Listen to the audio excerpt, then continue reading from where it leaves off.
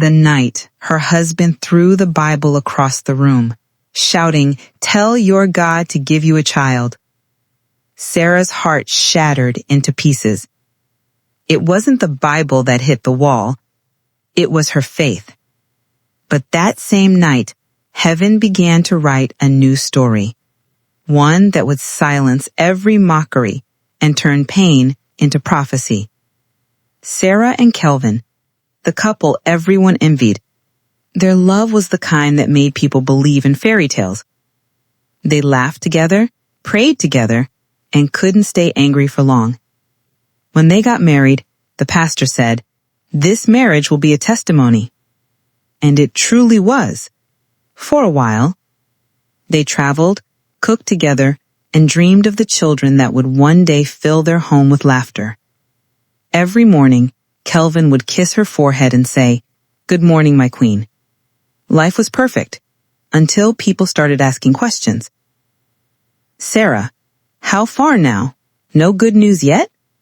When will you give us a baby shower?" At first, they laughed it off.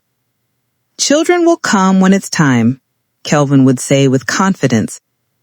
But time kept moving, and no cry of a baby filled their home. They visited hospitals, prophets, herbalists, anyone who promised a miracle. The doctor said, "There's nothing wrong with either of you." The prophet said, "Bathe with midnight rainwater," and the herbalists gave them bitter roots that tasted like pain. Sarah obeyed every instruction. She prayed, fasted, and believed. Kelvin did too, but slowly his faith began to die. He came home late. He barely spoke.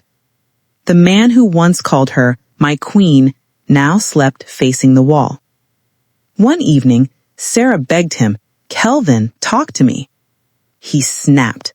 "What do you want me to say, Sarah? Every time I go out, people ask me when I'll be a father."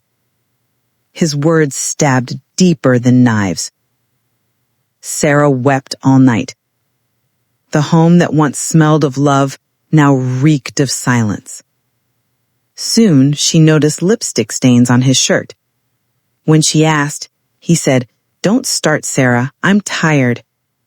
And when Kelvin's mother came visiting, she said the words that broke her heart completely. "If my son had married someone else, I'd have been carrying my grandchildren by now." Sarah knelt and cried, "Mummy, it's not my fault." But the woman walked away. Days turned to months, and hope faded. But Sarah refused to stop believing. She clung to the only thing she had left, her faith. Every night she prayed. Every Sunday she went to church, even when her eyes were swollen from crying. Her pastor would tell her, "God is never late," and she would whisper through her tears, "Amen."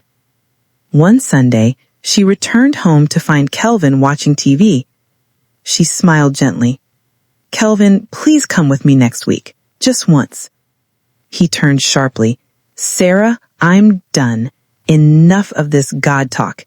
If your God really exists, tell him to give you a child." And then he picked up her Bible and threw it across the room. The sound echoed like thunder. Sarah fell to her knees, crying like a wounded child. It wasn't just the Bible that broke, it was her heart.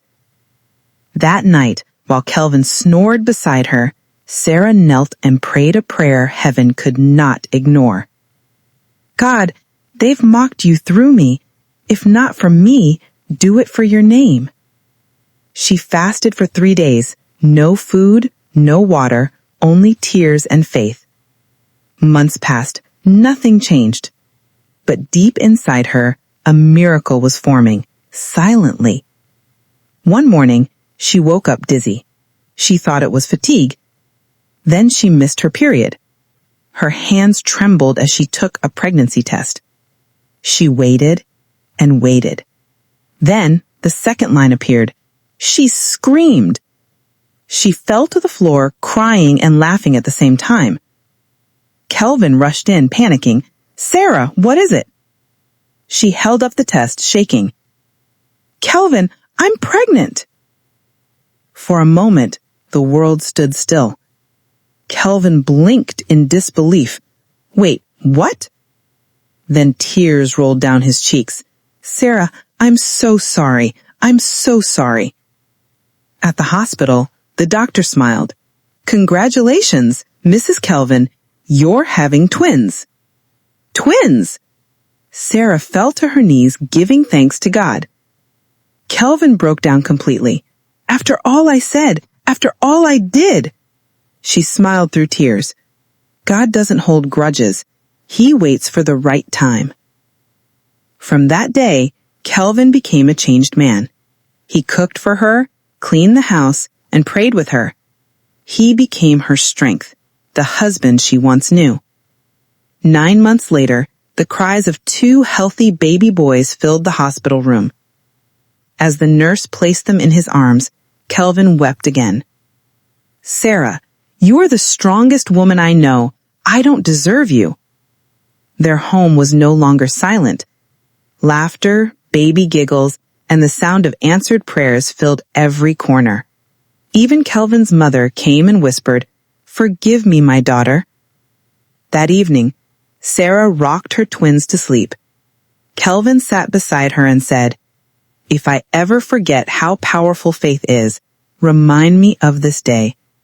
She smiled softly. "You once said I should tell my God to give me a child." She looked at the twins. "He gave us 2.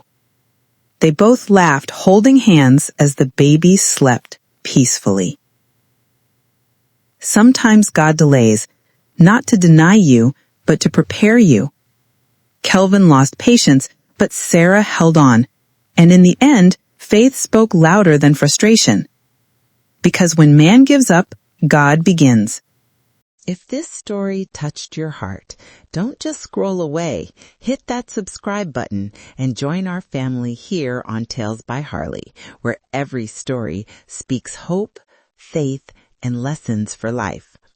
Turn on your notification bell because the next story might just be your own testimony.